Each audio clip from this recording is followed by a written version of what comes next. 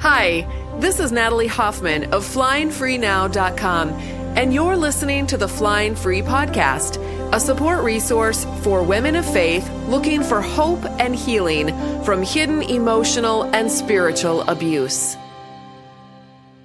Welcome to episode 177 of the Flying Free Podcast. In this particular episode, I want to read to you an article that I wrote several years ago, and that I actually just recently, not that long ago, put it on YouTube. I recorded it, me talking on YouTube. Okay. I'm starting to do that. I've got over 100 articles. I've got all these podcast episodes. I've got all this content, and I have done stuff on YouTube, but if you go to my channel, it's very spastic over there. So I thought, I should start putting some of this content over there too for people who like video. I guess video is pretty popular now, so let's jump in and do that as well, right?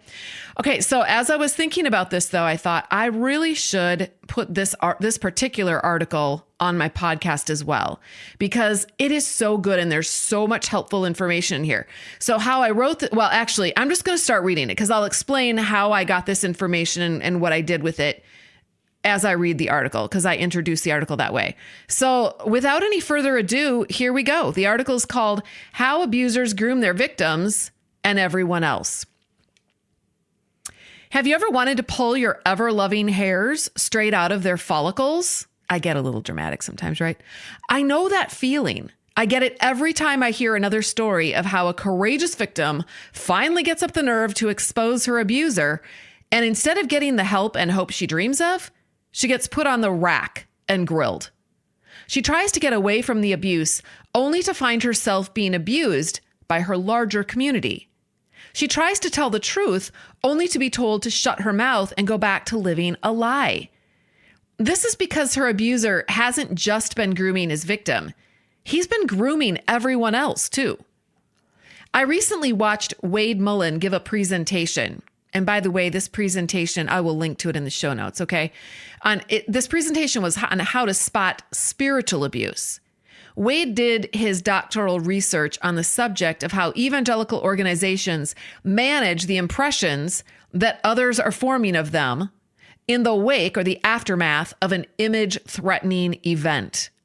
And in this presentation, he beautifully lays out the patterns that he discovered. Well, while Wade focuses on spiritual abuse, I would like to take the patterns that he researched and apply them to victims of emotional and spiritual abuse in a marriage. I think some women may hear a presentation like this, like Wade's, and see the similarities, but they don't believe it applies to them because of this perception that emotional abuse isn't as bad as other types of abuse. But it is. And emotional abuse is an integral part of every other type of abuse. It's the longest lasting kind of abuse, and it leaves the longest lasting scars on the brain, the spirit, the personality, and the internal organs of the victim. So I think it's worth taking a closer look at this and drawing some comparisons.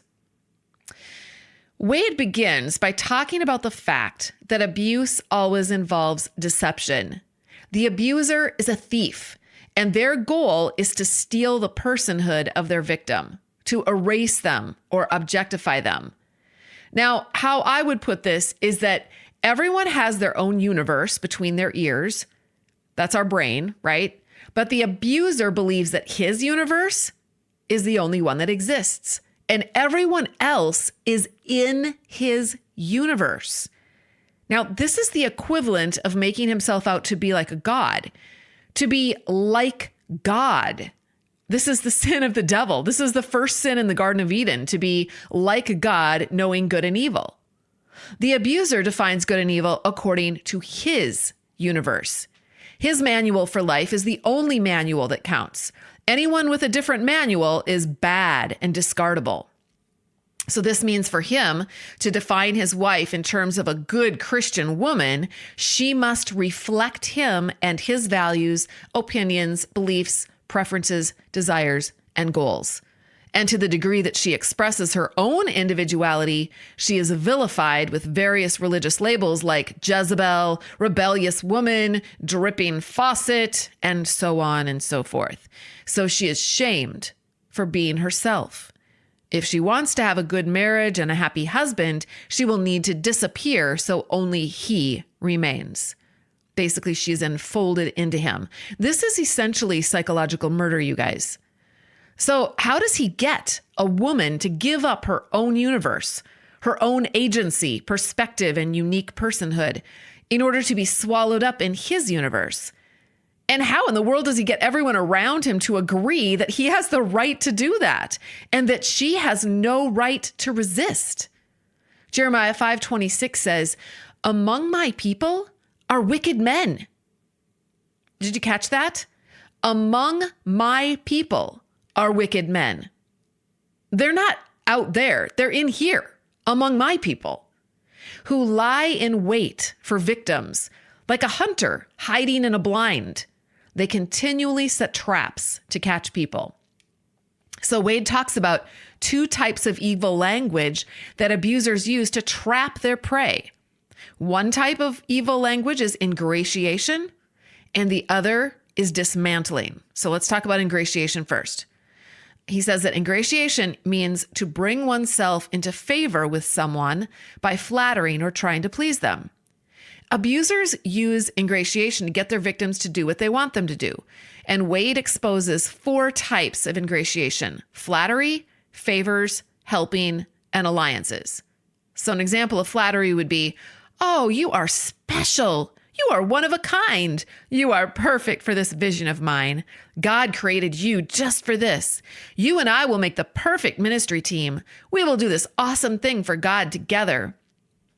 These are the kinds of things a victim will hear, and it distracts her from the abuser's real agenda, which is to enfold her into his own universe and use her for his own purposes. Do you notice the theme of the abuser's deception and the victim's annihilation? But the victim doesn't see it unless she is equipped with this kind of understanding. And that's why I'm sharing this and breaking it down for you.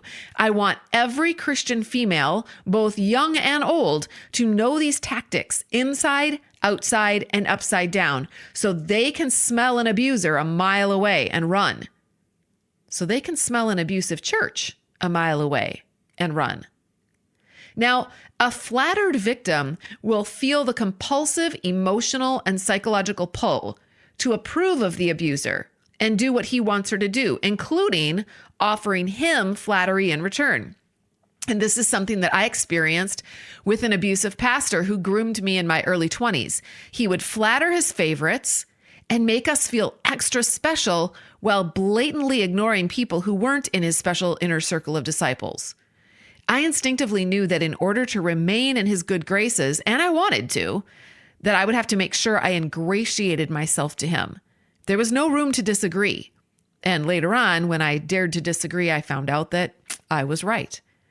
As Wade puts it, when you walk into their trap, they are pleased. But when you don't, they can get quite upset. And watch them freak when you blow the whistle. This is what happens to women when they wake up to emotional abuse in their marriage and begin to speak the truth out loud. When they begin to come to the relationship as a real human being with a separate universe from his. That is a serious no-no in an abusive relationship. And the woman pays the price for showing up. The other issue Wade draws attention to, and I've seen this firsthand as well, is that this flattery tactic creates an environment of flattery to the point where flattery is expected while constructive criticism or truth-telling is viewed as rebellious, negative, and bad. And I found out in the last church I was part of that if the community did not like the truth you were telling, they would just eliminate you altogether. But we'll get to that in a minute. So the next ingratiating tactic they often use is doing favors for their target. Because what do humans tend to do when someone does us a favor that improves our life? We feel grateful to them. And it's also human nature to feel an obligation to them. So when they ask us to do something, we feel compelled to comply because of all they've done for us. The women I work with in the private Flying Free Sisterhood are constantly dealing with this. As soon as they make a move to stand up for themselves, their husband will start doing nice things for them. And they'll come to the private forum and they'll talk about this. We see it over and over again. Every day I see someone making a comment like this. And what emotion does this invoke for these women? They feel guilty. It's just a natural response, and their husbands instinctively know this. Sisters, this is a deceptive tactic, and they're using it because it works. Abusers want to isolate you from the outside world, from context. They want you to believe that what you're experiencing in your marriage is normal. So one of the other ways they do this is by brainwashing you to believe that they are everything you need. You become dependent on them and you stop believing that you can survive without them. If you test the waters on your own, they'll remind you of all the ways you'll be destroyed if you try to get help anywhere else or on your own. And these threats are just further evidence of their true character. Alliances. Wade says the abuser will highlight what you have in common, such as your shared opinions and experiences. We're in this together. We can make it together. Later, they'll use this tactic of alliances to separate you from the pack and attack you in that vulnerable position. They will form alliances with your family and your friends, your church and your neighbors, or anyone else that might have the potential to support you and help you get out. They will get those people to collude with them or to agree with them and then turn on you. You may even find yourself triangulating with him against others that you actually can trust. You may do it because you want so much for him to approve of you. You want so much to be a team, and it feels good, and it provides this temporary sense of relief and security. And of course, he loves this because if he can get you to believe that you are the instigator of all this distrust, then he knows that you'll be less likely to give up those beliefs. I hope you can see how twisted all of this can get. You guys, emotional abuse is an evil, twisted experience that is very difficult to extricate yourself from. All right, so dismantling. This is taking something apart. This is another way that this is another evil abuse tactic. While the abuser is ingratiating his victim to him, he is simultaneously dismantling her external and her internal universe. He is annihilating her. His goal is to cut the victim off from her external support while dishonoring and demoralizing her inner world. He gets her to distrust everything else while creating a world for her and telling her that his world is the only trustworthy world. So she gives her universe over to him and he swallows it up in his. And now she belongs to him. So he attacks. How does he do this? First of all, he attacks her inner world. He exploits her trust by attacking her identity. He draws attention to and exaggerates her negative attributes by teasing her, calling her names, and bullying her. Her sense of self-worth and respect are demolished over time, and her autonomy is stripped away from her. One of the things he attacks is her ability to make choices for herself. She comes to the belief that she can't. She needs permission and approval from others before she can make any movement in her life. Her life gets smaller and smaller until she is a trapped bird in a very small cage. She can't even flap her wings without being criticized. Something Wade said struck me. He said that laughter was a key indicator of this debasement of another human being. I remember my ex laughing at me and my children for things that he disapproved of. Even worse, I remember when a friend told me that she overheard the elders of my former church laughing in a parking lot about how my ex was treating me. She was shocked. Now, by that time, I wasn't shocked. While they put on a spiritual show outwardly to the sheep, I knew their character behind the scenes. I didn't want to believe pastors and elders could be like this, and yet sometimes they are. That's just the reality of the situation. The Bible talks about mockers in Proverbs. They exist, right? In our midst. Deceiving and annihilating the personhood of another for their own gain. This is the abuser's agenda. This is why it is so hard for her to leave, because her identity is no longer her own. It is now woven into his. Second, so he attacks her inner world, but then he attacks her external world as well. An abuser wants his victim to be alone without any support or help, and he's going to do this in one of two ways. One way, or he'll do it in both ways. One way is by brainwashing her to believe that the outside world is dangerous and out to manipulate and destroy her. They will corrupt and contaminate her. So he will get her to distrust healthcare workers, social workers, her family of origin, therapists, law enforcement, journalists, the legal system, and anyone else that she may think that she can reach out to for help. And at the same time that he's feeding her these messages, he is working himself to create those alliances I mentioned earlier with these same people. He's setting it all up so that if she ever attempts to get out or expose his abuse, he will have the snare already set to ruin her. This is the constant unspoken threat that hangs over her head every minute of every day. And she sees him in public. She sees how kind and helpful he is to everyone. He would give the shirt off his back to anyone outside the family who asked. He'd drop anything to go help someone in need. He's generous with his money outside of the family. And then on top of that, he brings God into the abuse. He brainwashes her to believe that he's only upholding God's agenda. God wants you to do X, Y, and Z. And if she says no to the abuser, well, that means she's saying no to God himself. This is terrifying for a Christian woman who loves God and wants to obey him. She's basically set up in a trap that's meant to destroy her no matter which way she steps. Abusers eliminate boundaries. Boundaries are what separate our personhood from the personhood of someone else. In a healthy relationship, both partners respect that boundary line and appreciate and respect the full wholeness of the other person as a separate person. But in an abusive relationship, one partner eliminates that boundary and engulfs the victim. Abusive churches will do the same thing. They'll see people as commodities, and some people are dehumanized depending on their gender or race or age or socioeconomic status. In patriarchal communities, women are the abuse targets, and women aren't allowed to have boundaries or agency of their own. This matters because when a woman sees the abuse in her home, she will often reach out to her church community for help. And if their theology has an undercurrent of patriarchy, she is doomed from the beginning.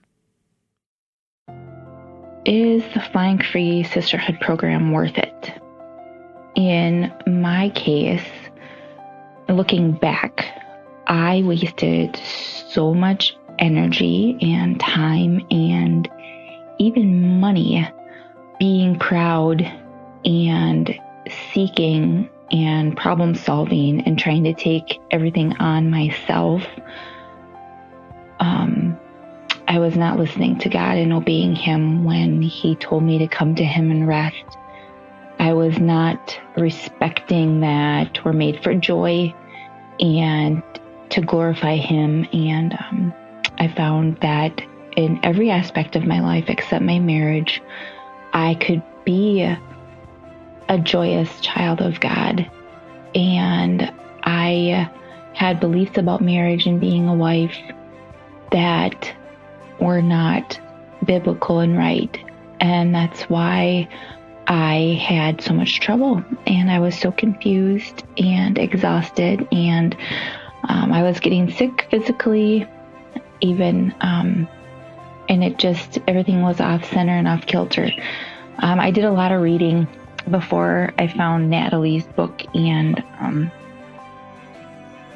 I recommend picking up her book, joining the program. There's so much information, it's kind of overwhelming, but there is reassurance at every turn to just listen to what God's calling you to do and participate in the parts that are going to be meaningful to you where you're at right now.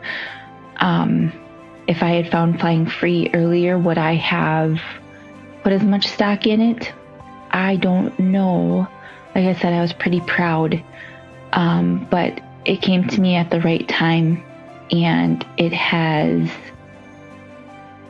helped me to accept all the wonderful things that are in my life and understand myself in a way, deeper and further back than my marriage that I was unable to discover before the program. And Natalie walks, there's modules, there's blogs, there's interviews with other people who validate, so you can go down your bunny trail off of Flying Free and discover what's true and get lots more information too, so you can decide for yourself, is this really how this works? And they're all wide open and accepting of you being where you're at.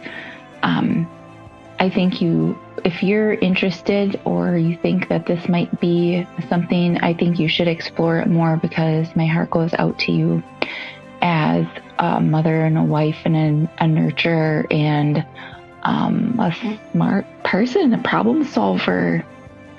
You are worth having all the information so you can make the best informed choices for yourself. And God is big, and there's a reason that you're even listening to this review.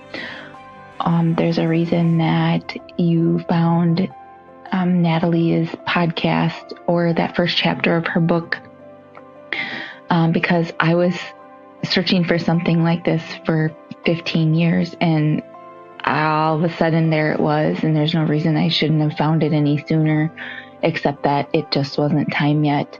So jump on and check it out.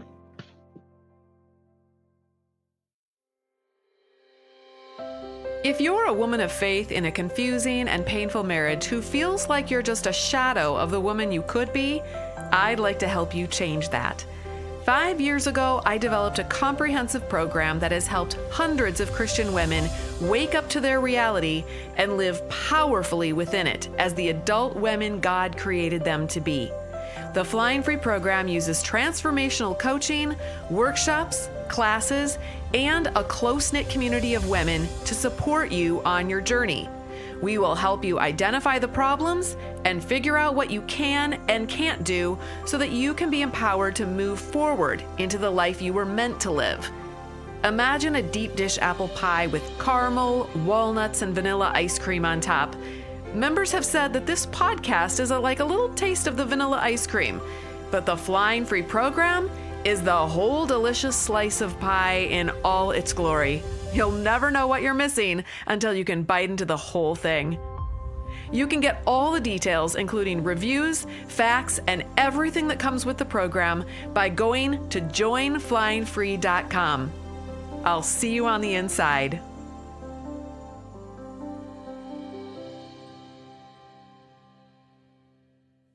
This is when I start to pull my hair out, because I see this over and over again. And I experienced the horror of this firsthand when the community colludes with or agrees with the abuser. This was by far the worst experience of my life so far.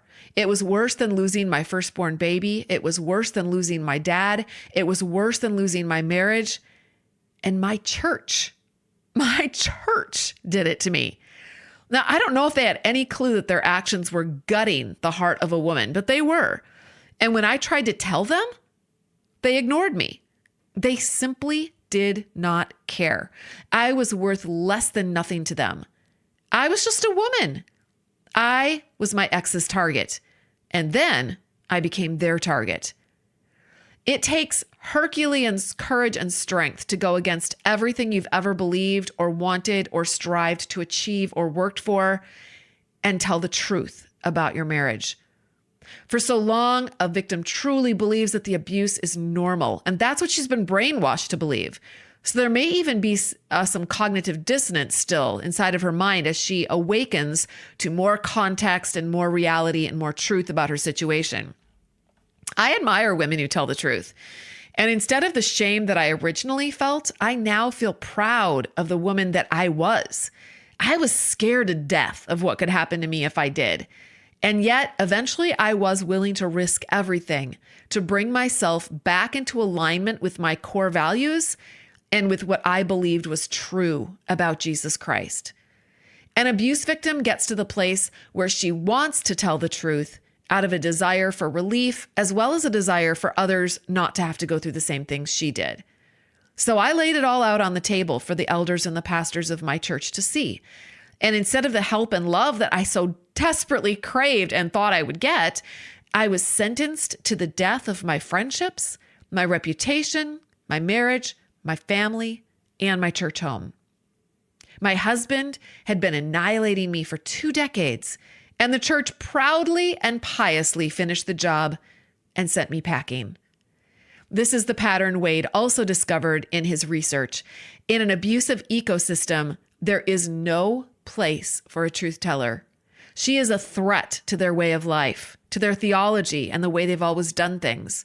When she goes for help, they're going to turn on her and require her to give an account of every strategy she ever used to resist the abuse of her husband. Wade says they are prepared to take her through the same process of abuse.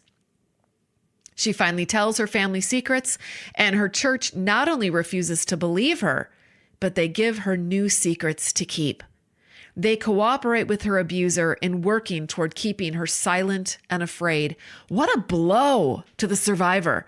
There is such a horrific sense of injustice as her abuser is praised and supported for putting up with her. She's often accused of being the abuser herself. I was accused of having a personality disorder and of having an affair. There was no evidence of my abuser's accusations, and yet he was trusted and believed. By the way, I write and teach classes and coach women every day of every week, and I have for over 6 years. I rarely talk about my personal experience, and I've never shared my whole story online, and yet sometimes I'm still accused of being an angry, bitter woman simply for mentioning my experience in public. That's just not true. Am I angry? Yeah. I pray that God will always give me a portion of his holy anger over abuse and injustice and deception that destroys his precious creation of men, women, and children. But bitter? Not on your life. I don't have time for that. I love life and people too much. And I forgive my former church, and I forgive my ex for their abuse of me, though they have never repented of any of it. But I will never pretend it didn't happen just so that people will say nice things about me or think that I'm a good Christian girl. I don't need that anymore. I'm not a good Christian girl. I'm a warrior, and I train warriors to set captives free. And at night, I go to bed with a smile on my face and say, "Thank you, Jesus, for this honor." That's not bitter. That is purpose and peace, my friends. And I would love to see that for all of you. Wade tells a story that perfectly illustrates the madness of this type of injustice done in the name of Jesus Christ. He says it's like a lion who's herding a lamb in the bushes. They hear the voices of the shepherds coming to look for the lamb. So the lion quickly puts on a lamb's skin and goes out to meet them, crying, "Help, help me, a lion is hurting me." And the shepherds care for him and coddle him while the real lamb hides in the shadows. Flipping the narrative so that they are the victim works for many abusers in religious environments. But if that doesn't work, they will try other tactics. They will try to discredit the woman's testimony by claiming that she is confused or mentally unstable or bitter or out for revenge or making things up in her head or fallen away from God. They'll make excuses for their behavior and place the blame on someone or something out of their control. They'll claim that the victim is making a big deal out of nothing and emotional abuse isn't even a real thing. They'll use scripture to back up their claims so they sound like the one who has God on their side. If the community wants an apology, they'll give one. Wade points out that you can always tell a fake apology.